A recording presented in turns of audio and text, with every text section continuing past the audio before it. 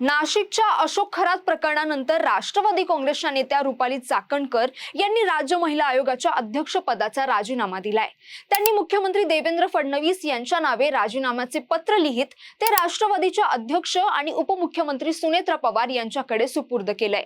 दरम्यान स्वयंघोषित अंकशास्त्रज्ञ म्हणून घेणाऱ्या कॅप्टन अशोक खरात याला नाशिकच्या सरकारवाडा गुन्हे शाखेच्या पोलिसांनी 17 मार्चला अत्याचाराच्या आरोपाखाली अटक केली, परंतु या प्रकरणाने राज्याच्या राजकारणातही खळबळ उडाली। या प्रकरणानंतर राज्य महिला आयोगाच्या अध्यक्षा आणि राष्ट्रवादी काँग्रेस महिला प्रदेशाध्यक्ष रुपाली चाकणकर यांच्यावरही गंभीर आरोप करण्यात आले आहेत।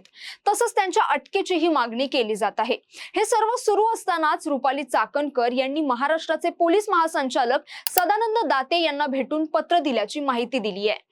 अशोक खरात प्रकरणाचा सखोल व वस्तुनिष्ठ तपास व्हावा अशी मागणी त्यांनी केली आहे। या पार्श्वभूमीवर रुपाली चाकणकर यांच्यावर नेमके काय आरोप होत आहेत आणि त्यांचा राजकीय प्रवास कसा आहे जाणून घेऊयात या व्हिडिओच्या माध्यमातून। नमस्कार, मी जान्हवी जाधव, आपण पाहत आहात टाइम महाराष्ट्र। रुपाली चाकणकर या प्रामुख्याने 2019 नंतर राज्याच्या राजकारणात दिसू लागल्या।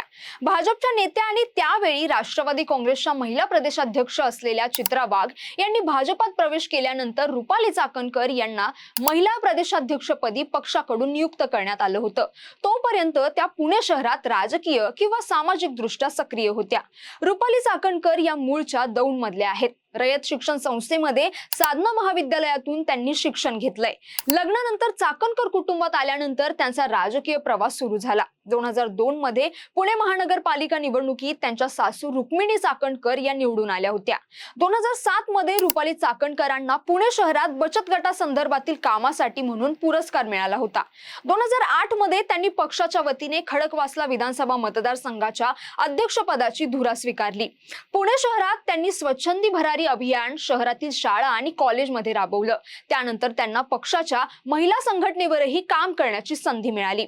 पुणे शहराच्या राष्ट्रवादी काँग्रेसच्या महिला शहराध्यक्ष म्हणून त्यांनी काम पाहिलंय। यानंतर 2019 मध्ये राष्ट्रवादीच्या तत्कालीन महिला प्रदेशाध्यक्ष चित्रा वाघ यांनी भाजपमध्ये प्रवेश केला। त्यावेळी रुपाली चाकणकर यांची महिला प्रदेशाध्यक्षपदी निवड झाली।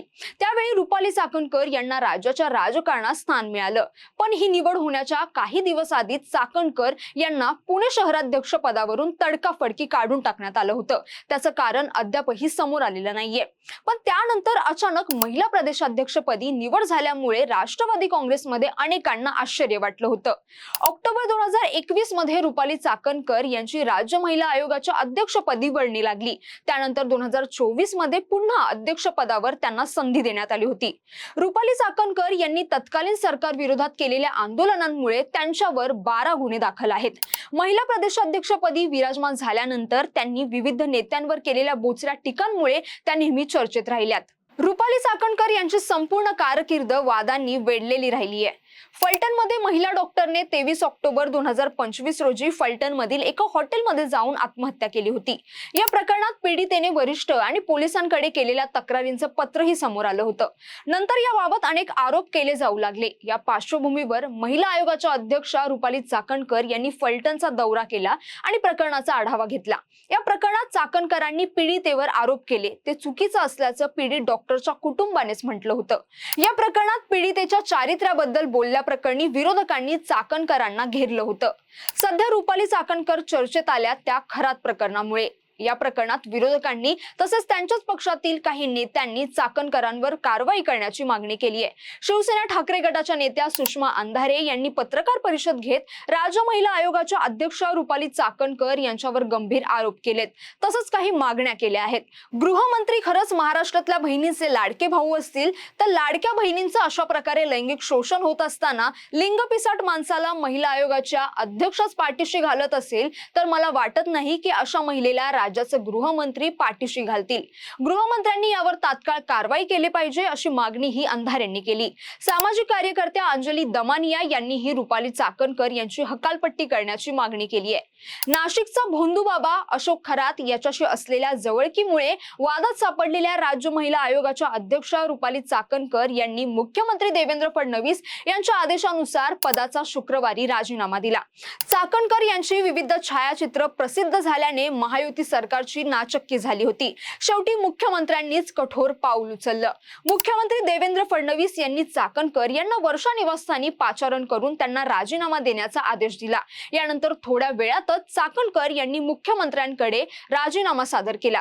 वैयक्तिक कारणाने स्वइच्छेने राज्य महिला आयोगाच्या अध्यक्षपदाचा राजीनामा सादर करीत आहे असं रुपाली चाकणकर यांनी राजीनामा पत्रात म्हटलंय. चाकणकर यांची 2021 मध्ये राज्य महिला आयोगाच्या अध्यक्षपदी पहिल्यांदा नेमणूक करण्यात आली होती. ही मुदत संपल्यावर ऑक्टोबर 2024 मध्ये त्यांची राज्य महिला आयोगाच्या अध्यक्षपदी फेरनिवड झाली होती. त्या राष्ट्रवादी अजित पवार गटाच्या महिला प्रदेशाध्यक्षपदीही आहेत. मात्र त्यांची कारकीर्द कायमच वादग्रस्त राहिली आहे. महायुतीचे सरकार डिसेंबर 2024 मध्ये स्थापन झाल्यापासून वादग्रस्त प्रकरणांमुळे राजीनामा द्यावा लागलेल्या रुपाली चाकणकर या तिसऱ्या नेत्या आहेत. धनंजय मुंडे, माणिकराव कोकाटे या 2 मंत्र्यांना राजीनामे द्यावे लागले होते. आता रुपाली चाकणकर यांचा राजीनामा घेण्यात आलाय. राजीनाम्यानंतर रुपाली चाकणकरांनी प्रतिक्रिया दिली. एखादी व्यक्ती पुढे जाऊन कशी वागती, त्याचं कृत्य, वैयक्तिक आयुष्य आपल्याला कोणाला माहीत नसतं. आम्ही जोडलो होतो तर मी पहिल्याच दिवशी ट्विट करून सांगितलं, हो आम्ही संस्थानाशी जोडलेलो होतो, देवस्थान ट्रस्टमध्ये होतो. ते फोटो माझ्या आहेत. अनेक वर्षापूर्वीच्या आमच्या कुटुंबाबरोबरचे फोटो तिथं होते आणि एखाद्या गुरुची पती पत्नीची पाद्यपूजा करत असताना गुरुपौर्णिमेच्या दिवशीचे फोटो आहेत. विशेष म्हणजे अनेक लोकांचे फोटो याच्यामध्ये आहेत, पण केवळ महिला म्हणून ज्या पद्धतीचं सॉफ्ट टार्गेट गेले 2 दिवसामध्ये करतायत ते अत्यंत चुकीचं आहे. तर पत्रकार परिषद घेऊन सर्व माहिती देणार असं यावेळी रुपाली चाकणकर म्हणाल्यात. एकूणच हे सगळं प्रकरण खूप चर्चेत आलंय. पुढे या प्रकरणाला काय वळण येतं हे मात्र पाहणं महत्त्वाचं ठरणार आहे. तर तुम्हाला याबद्दल काय वाटतं? तुमचं मत आम्हाला नक्की कमेंट करून कळवा आणि अशाच व्हिडिओसाठी टाइम महाराष्ट्राला फॉलो आणि चॅनलला सबस्क्राईब करायला विसरू नका. धन्यवाद.